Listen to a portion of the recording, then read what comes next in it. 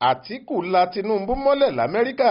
adájọ́ ní kó kó Sabukeeti ẹ̀ fún un. Ilé-ẹjọ́ gíga agbègbè àríwá Illinois,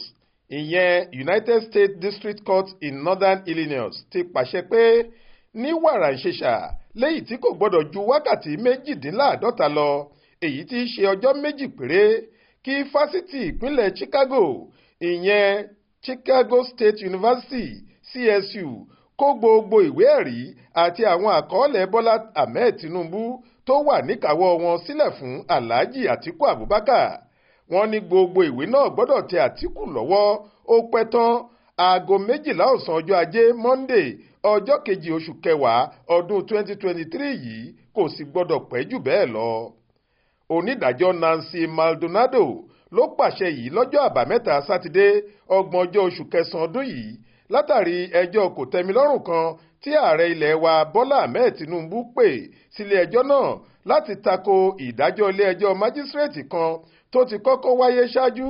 nínú èyí tí onídàájọ́ Jeffrey Gilbert ti pàṣẹ pé kí fásitì Chicago tí Tinubu lòun ti kàwé gboyè kó gbogbo Sabukeeti àti àwọn àkọọ́lẹ̀ tó fi kàwé bóde fún Atiku Abubakar láàrin ọjọ́ méjì péré. Ìdájọ́ tó wáyé 20 oṣù kẹsàn-án ọ̀hún ni kò tẹ́ Tinubu lọ́rùn, èyí ló mú káwọn agbẹjọ́rò rẹ̀, ìyẹn amòfin Victor Henderson àti Christopher Carmichael, sáré pẹjọ́ kòtẹ́milọ́rùn síwájú adájọ́ Maldonado.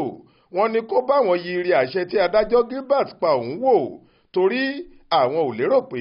ilé-ẹjọ́ májísírèètì rẹ̀ lágbára lábẹ́ òfin ilẹ̀ Amẹ́ríkà láti pa irú àṣẹ gbòógì bẹ́ẹ̀, àti pé àṣẹ ọ̀hún tẹ ẹ̀tọ́ oníbàárà àwọn, ìyẹn Bọ́lá Tinubu tí í ṣe ààrẹ Nàìjíríà lójú, torí òfin kan nílẹ̀ Amẹ́ríkà dáàbò bo ẹ̀tọ́ oníǹkan. Wọ́n ní Bọ́lá Tinubu fúnra rẹ̀ ló lè sọ fún fásitì ọ̀hún láti kó ìwé ẹ̀rí ọ̀hún bóde fẹ́nikẹ́ni,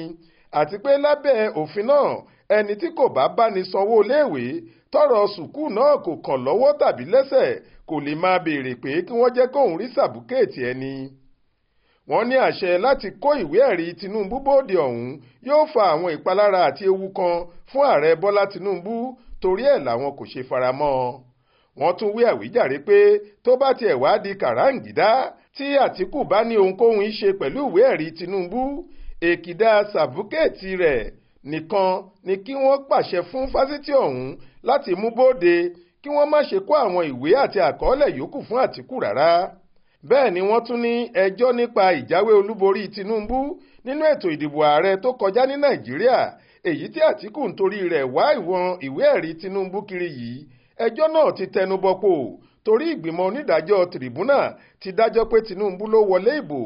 kò sì fi bẹ́ẹ̀ sí ohun tí Sabukeeti Tinubu lè yí padà nínú ìdájọ́ ọ̀hún tó bá dé iwájú àwọn adájọ́ Supreme Court, ìyẹn ilé ẹjọ́ tó ga jùlọ nílẹ̀ wa, èyí tí Atiku gbé ẹjọ́ lọ báyìí nílẹ̀ wa. Àmọ́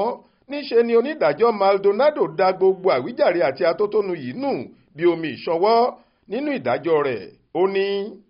fún àwọn ìdí tá a ti mẹ́nubà nínú ìwé ìpinnu ṣíṣe àti àṣẹ kóòtù yìí, ìyẹn Memorandum Opinion and Order, ilé-ẹjọ́ yìí wọ́gi lé ààrẹ Bọ́lá Tinubu lórí bó ṣe tako àṣẹ tí adájọ́ Gilbert ti pa ṣáájú.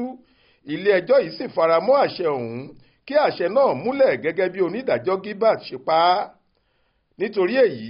ilé-ẹjọ́ yìí fàṣẹ sí àwọn ìbéèrè àti ẹ̀bẹ̀ Atiku Abubakar lábẹ́ ìsọ̀rí 28 ìwé òfin United States Court ti ọdún 1782. Ẹ rántí pé Atiku Abubakar,